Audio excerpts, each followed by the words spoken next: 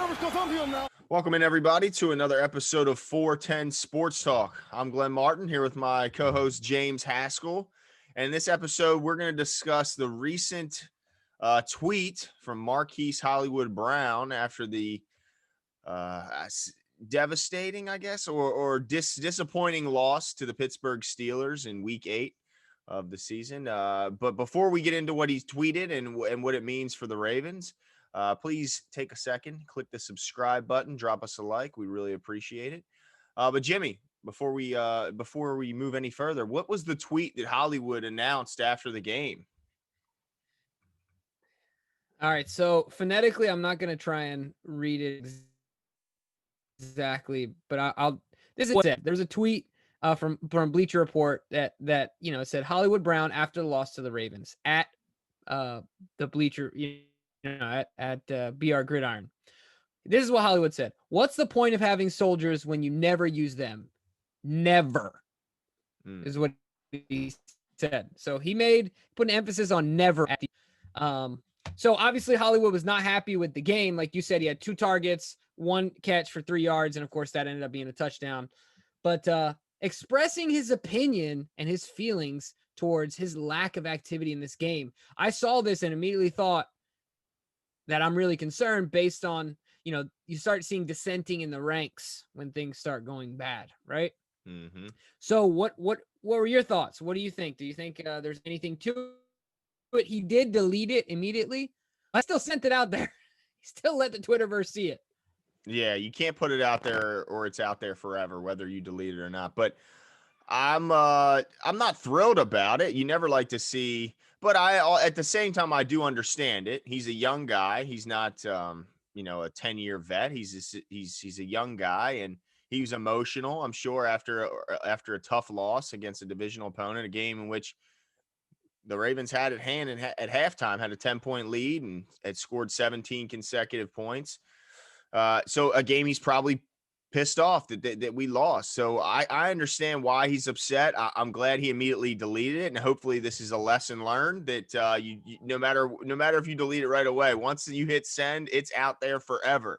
But as far as him being displeased, I'm a little bit concerned, and here's why I'm a little concerned, Jimmy. He's right now leading our team in targets with 42 targets, and if I hope this is updated, maybe not. Actually, it might be a game behind. So going into the Pittsburgh game, he was leading. He only had 2, so yeah, so 44 targets on the year. Not a ton, but led our team. He's leading our team in that category. And he was 9 higher than Andrews at 33 coming into this game. So it concerns me because if the guy who's leading the team in targets is complaining about targets, how, in this offense, in the context of this offense, how can they make him? I mean, I guess he'd probably just be happier with a standard, his average, which is about 5 targets a game, 6 targets. Maybe he'd be happier with just that, and is just disappointed just about this particular game and not the season overall. But if he's upset overall about what's been going on, and I think we're a little bit disappointed in the sense that we expected him to get more touches, more opportunities to, maybe some yards after catch, maybe some jet sweeps, some quick screens. Do you think that this tweet was just frustration over this game, or do you think this tweet was a frustration over the season as a whole? Good question. I think that this tweet was a reaction of being raw and hurt and disappointed in this singular game.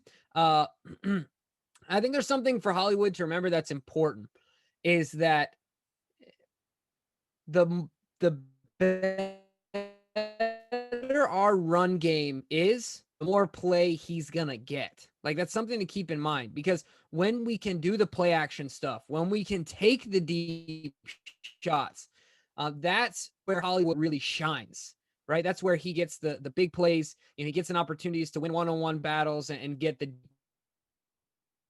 ball. But if we don't have the run game going, we can't, not that we can't, but we're less likely to take the shots. So while I understand that he's frustrated about this game, and to answer your question, I think it is just this game that he's frustrated about. I hope a couple things don't happen. One, I hope he doesn't forget to realize that last year, when the run game was on point, Hollywood had one heck of a rookie season for a guy that was injured all season. I mean, a lot of first round wide receivers take that season as a first year and consider it a success based on his injuries. I think that he can do better than that, but he depends on our deep ball game, our play action game naturally depends on the run game. So don't forget that they're connected. And the other thing too is I hope that, and I don't see this happening, but I hope that this doesn't not subconsciously, but like secondarily put any underlying pressures on the coaches to say, we need to get Hollywood the ball. We need to get Hollywood more involved and start to focus on him more instead of the offense as a whole. I get we want to get our playmakers the ball, but our run game needs to be the primary concern. It was effective today, but finding ways to stick with it and then taking the next steps of play action and deep passes after that. But if we don't have the run game, the other stuff isn't going to work. So there's no point. That's just my thoughts. Well, I think that's that and I don't sense that Hollywood is arguing against the run game. I think that he just wants more targets when the ball is being thrown. He wants more of them coming his way, and I understand why. But you mentioned that you hope it doesn't put maybe some subconscious pressure on the coaching staff and makes them maybe want to try and shoehorn in some targets or some plays for Marquise. I kind of worry that it might do that same thing for Lamar. I mean, we all know that Lamar and Marquise are really good friends off the field. So I'm sure that when Marquise is venting a lot of his frustrations, Lamar hears a lot of them. I mean, we hear that they routinely accompany one another to and from practice.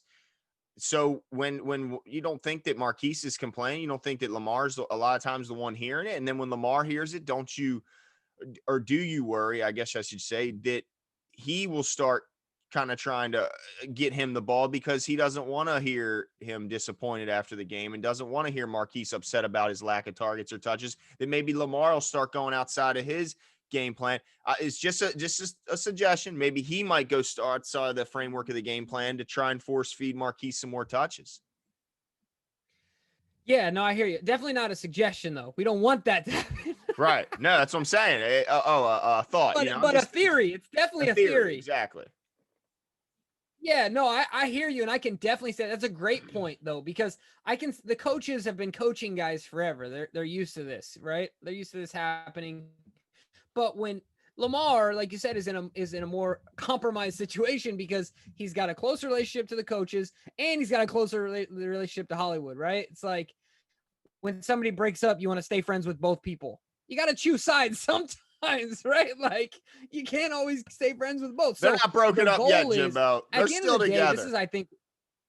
No, you're right, but that's right. At the end of the day, though, winning solves everything, right? Yeah. If we would have won this game, you think we would have seen this tweet? Nope.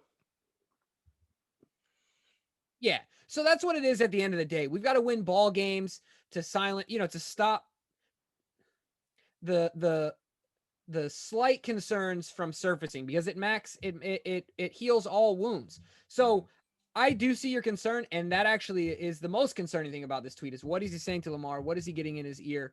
But something to remember as well, while we are an extraordinarily successful franchise, we have been since Lamar's taken over, we're also ridiculously young. Yeah. So something to keep in mind, these guys are growing up together, watching in front of our eyes, similar to when OKC had Russ and Harden and KD. Look, all of our guys are so young. All of our key players, super young. So something to keep in mind, they're growing up together, they're maturing as a core, and we're seeing that as unfold before our eyes. So I don't like it. I hope it isn't a precursor of what's to come. Obviously he's cousins with AB, so people are going to make that connection. He better cut that out right now, but I'm sure Baltimore is going to make that abundantly clear. Well, yeah, and let me. When I mean he's cousins to AB, I'm talking about the lashing out on social media. Sorry. Yeah, right. Yeah, I mean, obviously Antonio has a long history of doing just that, of going to social media to voice his frustrations, and we hope that doesn't become a habit of Marquise. But I'll say this: how about look at it in a spin of the positive light. Maybe the coaching staff bring Marquise in and say, look, obviously, you deleted that tweet. You realize that was probably, not the right move. Never the right move to go to social media with your frustrations. You go to the coaches. You go to, the people that can actually change the situation, not social media.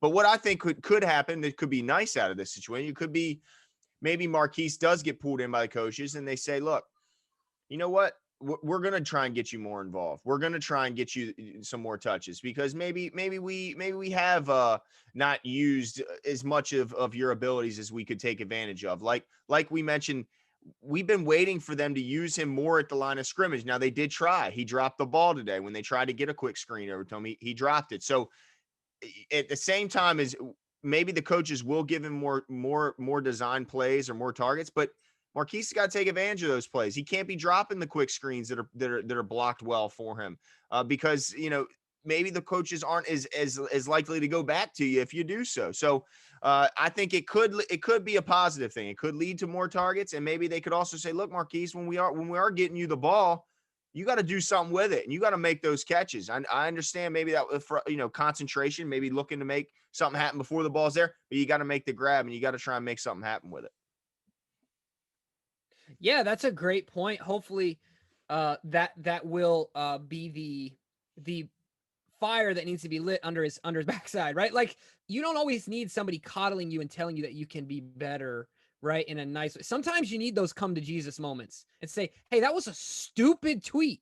You want the ball, do something when you get it." End of story, right? Like Duvernay every single game is showing up on the screen. I'm not saying his stats are going crazy, but he's taking advantage of the opportunities that are presented to him. I think that's clear. Anybody that watches any Ravens game can see whether it's the special teams, whether it's in the short passing game, whether it's a long passing game like today. Duvernay's making the best of his making the most of his opportunities, and we want Hollywood to do the same. But I just hope he doesn't forget that just because we're not throwing it 40, 50 times a game like a Brady-led team, like a Drew Brees team, doesn't mean he can't get his stats. Mm-hmm. We need to run the ball to get him his stats. Yeah, I agree. And it's all about efficiency. I think that's important for him not to forget. Yeah, and it's about efficiency. You might not get the volume, but look at Mark Andrews last year. In this offense, had 10 touchdowns as a tight end. That's 5 more than Kelsey. That's 5 more than Kittle had. So you can still play as efficiently and get the numbers. You're not going to get the volume, but you can still get what's most important: touchdowns, first downs. I mean, you can still, but I think you're right when you point to Duvernay. Duvernay right now has a catch percent of 83.3%, while Hollywood is just 61.9%. So while, yeah, and I understand that Marquise has way more targets. I understand that, but still, Duvernay is making the most of those targets, and I think Hollywood needs to do the same. And he'll see more success if he does more with the target share he's already getting. Now we want to see more than 2 that he got in Pittsburgh. There's no doubt about that. You want to see at least 5 or 6 a game. But he's never going to see the 12 to 15 targets that some of these wide receivers get in other offenses. Just never going to see that here. But like you said, if he's efficient with his targets, and the Ravens are as well, Lamar has to put the throw on. They got to block for him. But if he's efficient with the targets he gets, he can still have crazy good seasons with lots of first downs and touchdowns, even though he's not getting maybe 120 catches. Yeah. So just a couple questions here to end this thing out. Do you see this having a long-term effect, and will it be positive or will it be negative? I think it's positive. I think that he was, like you said, young guy, frustrated, tough loss, emotional loss, and just was frustrated with the win or with the loss, and just maybe tweeted out something he wished he could take back, and in fact did take back very, very quickly afterwards. Unfortunately, you can't ever take anything fully back on the internet. So yeah, I think it'll be a learning step for him in his young career. Yeah, I'm starting to lean towards agreeing with you. I guess if I had to pick a side, I would say it's a learning experience for him, and it will end up being positive. learning the importance of leaving your phone aside before you send a tweet out. And I'm sure, look, man, I was getting emotional seeing Juju out there tweeting in the locker room, and not tweeting, but like live streaming in the locker room and stuff like that, and then partying and all those things. Yeah, so I can only imagine how it gets to a guy like that who's in the game, and I'm a fan. Oh, Like I don't even play, that's so gotta be the I can worst. only imagine. So hopefully, like you said, it has a positive impact. Let us know what your guys' thoughts are. Are you concerned about Hollywood and the team as a whole? Could this be a manifestation of something inward that we're not seeing? Are you guys concerned? You know what I mean? Is there something bigger grumbling under the surface that we're not seeing here? Let us know your thoughts. Leave us your comments. We definitely want your comments in this video. Get your opinion because this is important. Definitely a storyline that's worth talking about. So let us know what you think. Go ahead and hit the subscribe button. And if you guys are interested in interacting with the show, check out our Patreon, the link below. You're able to interact with our guests and us as well. So go ahead and check it out, and we'll talk to you guys soon. See you.